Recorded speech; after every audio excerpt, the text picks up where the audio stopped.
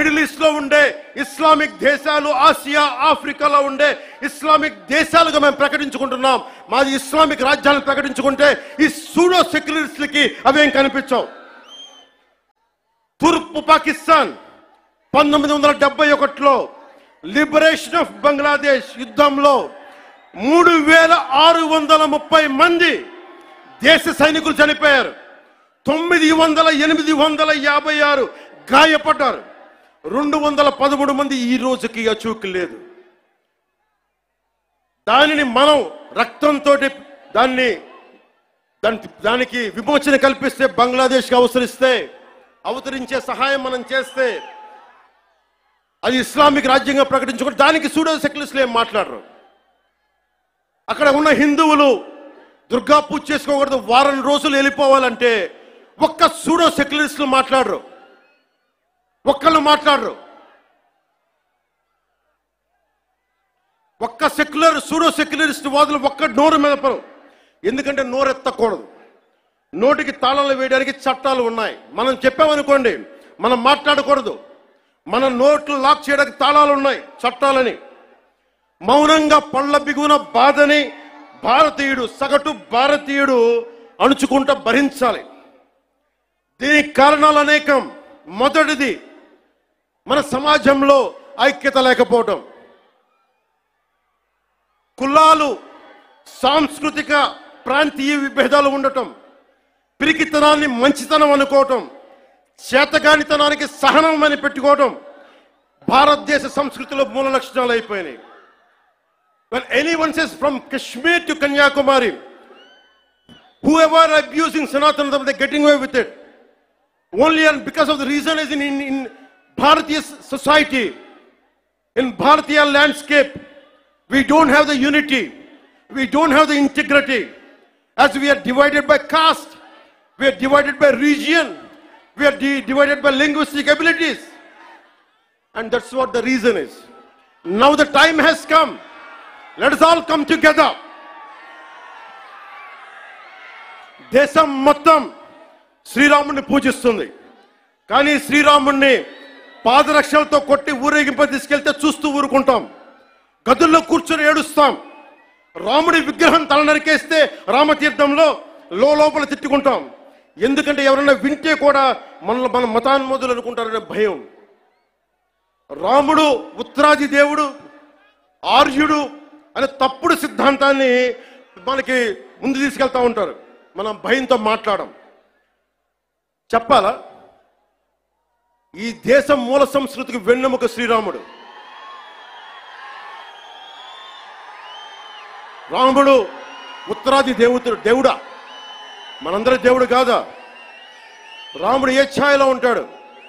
నల్లని మేఘ ఛాయలో ఉంటాడు. కృష్ణుడు నల్లని మేఘ ఛాయలో ఉంటాడు. కాళికాదేవి నల్లని ఛాయలో ఉంటుంది. సనాతన ధర్మానికి రంగు వివక్ష లేదు. ఇది కొత్తగా తీసుకొచ్చిన మెకాలే రంగులు ఇవన్నీ. మీకు సూడో సెక్యులర్ వాదులకు చెప్తున్నాం, don't rub your ideology on to అస్.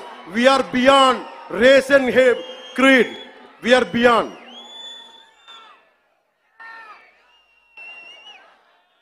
இங்க நிறைய தமிழ் பேர் இருக்காங்களா? தமிழ்ல சொல்றேன். தமிழ்நாடு ஒரு நாயக்கர் சொல்றாங்க, சனாதன தர்மம் கம்ப்ளீட்டா ஒரு வைரஸ் மாதிரி, அது எங்க நாச பண்ணணும் சொல்றாங்க.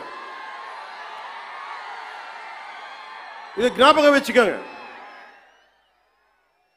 Whoever said this, let me tell you, sir, you cannot wipe out Sanatana Dharma.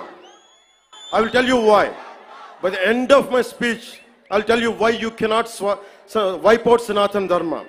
If anyone tries to wipe out Sanatana Dharma, let me tell you, from the feet of Lord Balaji, you will be wiped out.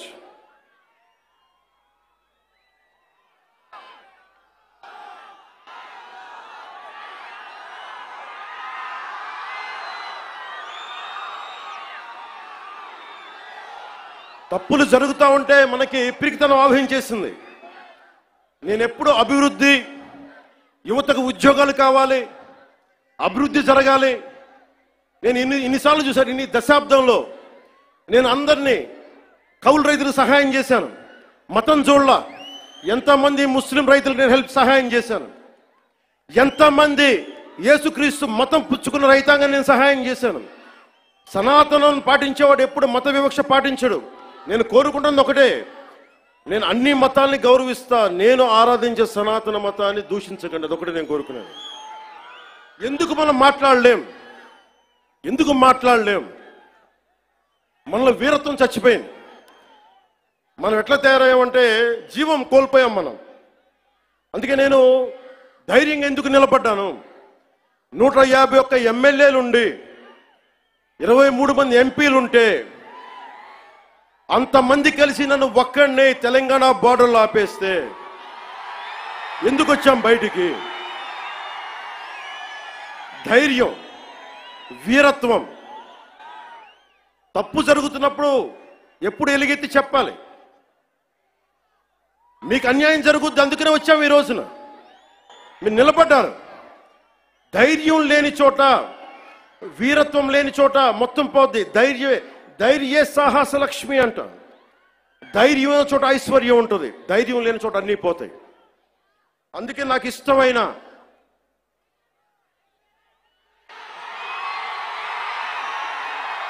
వాళ్ళకి 11 సరిపోలా, ఒకటికి పరిమితం చేద్దాం వాళ్ళని.